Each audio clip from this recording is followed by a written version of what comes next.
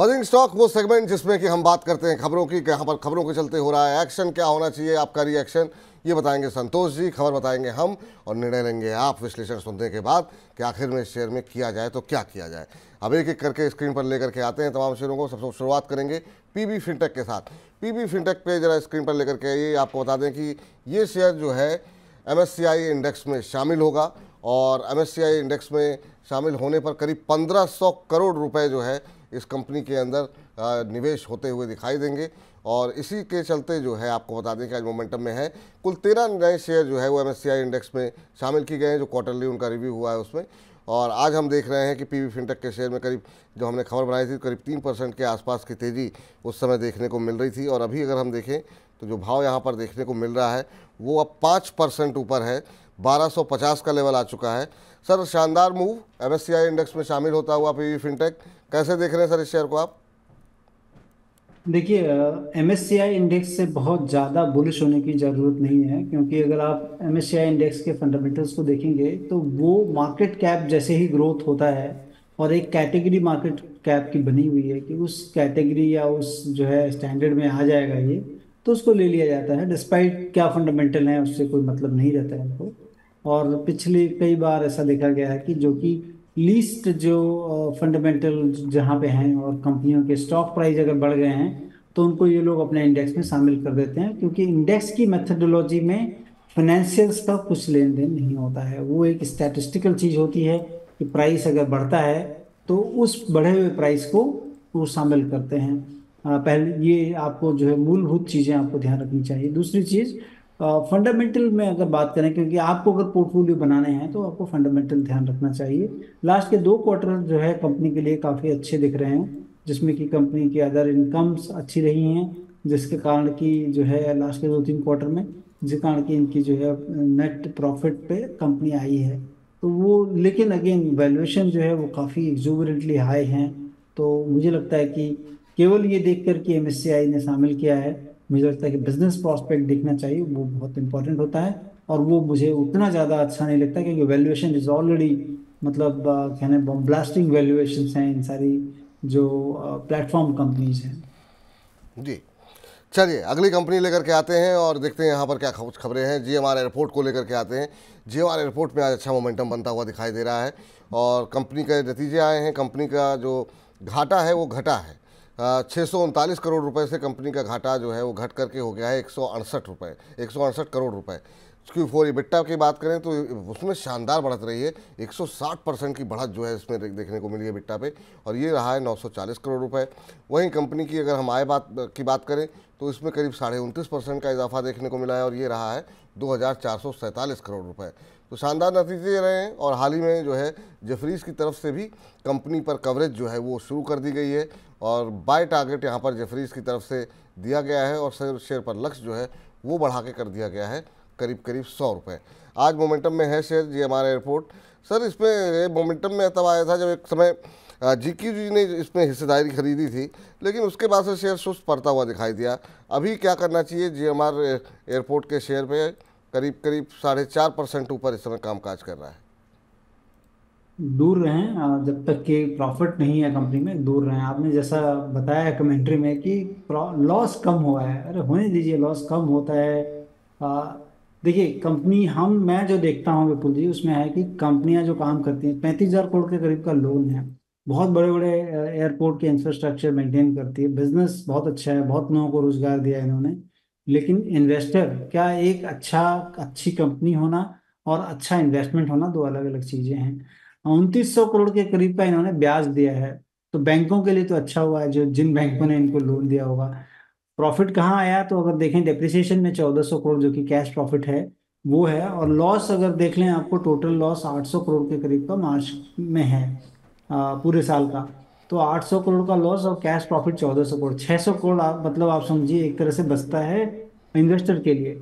आप 2900 करोड़ तो लोन में दे दिया, चुका दिया, तो इन्वेस्टर के लिए क्या बचा? तो वो, अगर आप उस तरह से देखेंगे तो मुझे लगता है कि बिजनेस वो ज़्यादा अच्छा नहीं करते हैं।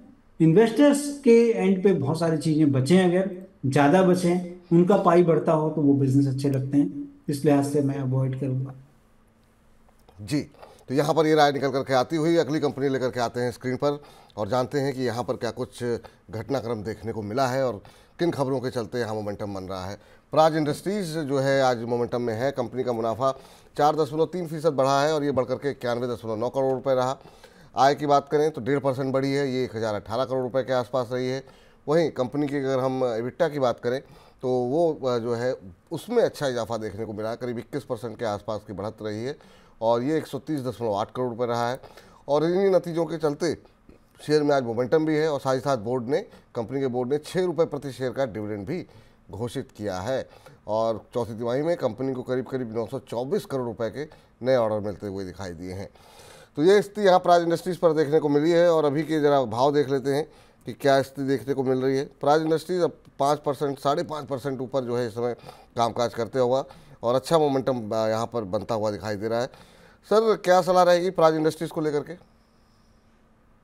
देखिए, प्राज इंडस्ट्री मतलब बेसिकली जो है एथेनॉल प्लांट बनाते हैं और आने वाले टाइम की ये रिक्वायरमेंट्स है कि हमें जो है कह लें कि ग्रीन और क्लीन एनर्जी की तरफ जाना है और उसमें एक बड़ा पाइवोटल रोल कंपनी प्ले करती है, क्योंकि जितने भी एथेनॉल एथेनॉल प्लांट्स लगते हैं इंडिया में और मैक्सिमम शुगर कंपनियां लगाती हैं, तो उनको ये हेल्प करते हैं और कंपनी के मुनाफे अच्छे हो रहे हैं, इसका मतलब डिमांड्स अच्छी है। और सरकार का जो है पुश भी काफ़ी इनिशिएटिव्स है कि ये सरकार जब से आई थी तो आप देखें कि इथेनॉल ब्लेंडिंग काफ़ी बढ़ गई है और उससे का चीनी की जो कंपनियां हैं जिसको हम cyclical come nature of business बोलते थे, वो उनकी डिपेंडेंसी शुगर से हटकर इथेनॉल पे कर दी गई है और इसीलिए आप देखेंगे कि काफ़ी वैल्यूएशन अब मिलने लग गया है चीनी की कंपनियों पे।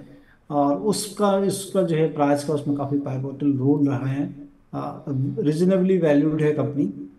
मुझे लगता है कि किसी भी गिरावट में ये कंपनी को देखना चाहिए। जी चलिए अब जरा पेटीएम का शेयर लेकर के आते हैं। कल भी हमने इस पर चर्चा की थी और पिछले 2 दिन से यहाँ पर लग रहा है अपर सर्किट। आज खबर क्या आई है?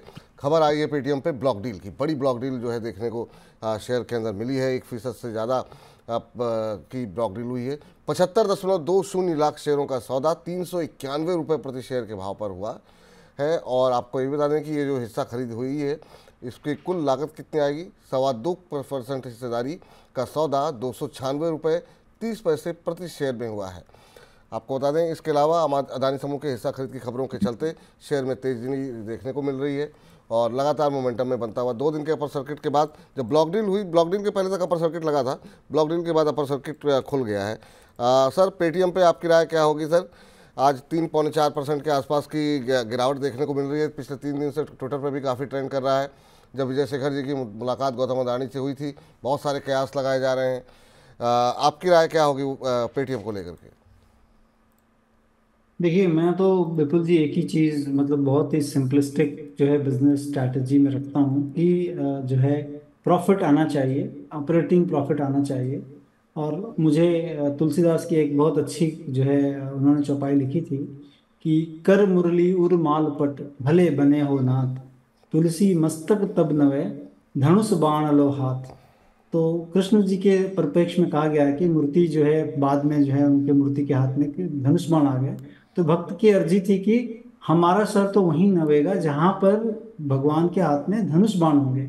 तो मैं कहता हूं कि मैं वहीं स्टॉक पसंद करना चाहूंगा जहां पर प्रॉफिट होगी, नहीं तो मैं उसको अवॉइड करना चाहूंगा। और कुछ भी हो जाए, ब्लॉक डील हो जाए, कोई लोग आए जाएं, मुझे मतलब नहीं है प्रॉफिट दे रही है क्या कंपनी, क्या प्रॉफिट बना रही है, कब बनाएगी, उस पे नहीं जाना है। अभी क्या कर सकती है, प्रीवियस क्या हिस्ट्री रही है, कुछ नहीं, इसमें नील बटा सन्नाटा है। अवॉइड करें। अवॉइड करें, ये राय फिलहाल निकल करके आती हुई। चलिए अगली कंपनी पर बातचीत करते हैं और अब लेकर के आते हैं बीकाजी फूड्स। बीकाजी फूड्स में आज बन रहा है मोमेंटम। कारण जो है कंपनी के 2 दिन पहले हालांकि रिजल्ट्स आए थे, लेकिन शेयर में आज अच्छे वॉल्यूम के साथ तेज़ी देखने को मिल रही है और जो इसका एवरेज वॉल्यूम होता है उससे 4 गुना ज़्यादा वॉल्यूम जो है आज देखने को मिल रहा है। कंपनी का चौथी तिमाही मुनाफा जो है वो करीब करीब 200% बढ़ गया और बढ़ करके 11.56 करोड़ रुपए रहा। वहीं कंपनी की जो चौथी तिमाही की आय रही है उसमें भी 33% की बढ़ोतरी देखने को मिली है और ये 61.44 करोड़ रुपए रही है। जो नतीजे आपको बताए हमने और साथ ही साथ कंपनी के शेयर में जो है आज हम देख रहे हैं 7% से ज़्यादा का उछाल देखने को मिल रहा था जब हमने ये खबर बनाई थी। और अभी की अगर हम बात करें तो इसका भाव जो देखने को मिल रहा है वो अब 9.25% ऊपर इस समय ट्रेड करता हुआ भिखारी फूड इंटरनेशनल 593 का भाव देखने को मिल रहा है। सर क्या सजेस्ट करेंगे, काफ़ी शानदार मोमेंटम आज बनता हुआ दिखाई दे रहा है, क्या यहाँ पर अभी पैसे लगाए जा सकते हैं क्या? देखिए काफी मतलब सरप्राइजिंगली कंपनी के ऑपरेटिंग प्रॉफिट में बहुत बड़ा जंप देखने को मिला है। मुझे मुझे लगता है थोड़ा टाइम मुझे चाहिए कि आखिर ऐसा क्यों हुआ है। 27% के करीब ऑपरेटिंग प्रॉफिट मार्जिन रही है इस क्वार्टर में, जो कि लास्ट क्वार्टर 12%, उसके पहले 15%। तो 12, 15, 13 ऐसी प्रॉफिट रही है, वो जंप होकर 27% की ऑपरेटिंग प्रॉफिट आई है। नंबर्स काफी अच्छे रहे हैं, जिसका जो है परिणाम हमको देखने को मिल रहा है। तो मुझे लग रहा है कि कुछ ना कुछ चीज़ें चेंज हुई हैं, ड्रास्टिकली चेंज हुई हैं, जिसको थोड़ा देखना पड़ेगा कि आखिर ऐसा क्या हुआ है इस कंपनी में। अदरवाइज वैल्यूएशन चूंकि डिमांड ज़्यादा कर रहा है क्योंकि नंबर्स अच्छे आए हैं, तो थोड़ा अगर लेना है तो थोड़ा ही लें। और ज़रूर थोड़ा जांच पड़ताल के बाद ज़रूर आपको फिर से हम क्लैरिफाई करेंगे इस विषय पर। चलिए, तो फिलहाल बजेंगे स्टॉक्स में इतना ही।